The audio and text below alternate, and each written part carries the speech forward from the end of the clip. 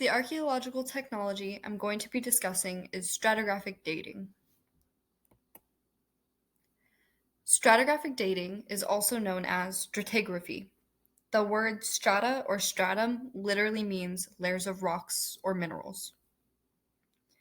Different layers represent different time intervals. So, for example, layer B could represent 10,000 years ago, while layer C would represent 20,000 years ago. In geology and archaeology, there is a law called the principle of superposition. This law basically states that the layers closest to the surface are also closest date-wise, and then the layers furthest from the surface are also the furthest date-wise.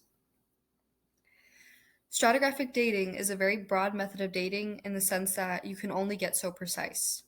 You can maybe know that something was found between 10,000 to 30,000 years ago, but you cannot narrow that time period down until you take the artifact back to a lab and use other dating methods.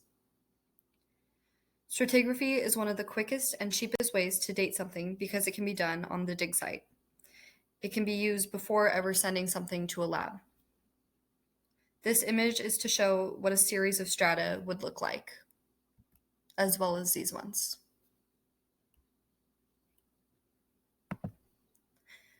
William Smith was a geologist who created the first geological map of England, which is the image on the left.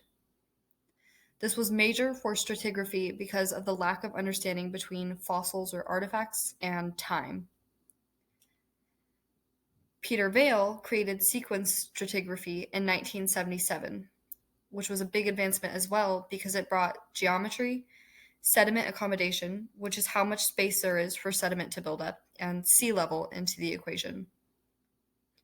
Those were the biggest advancements to stratigraphic dating, and there have been a lot of refinements here and there, but we still use stratigraphy to this day in archaeology.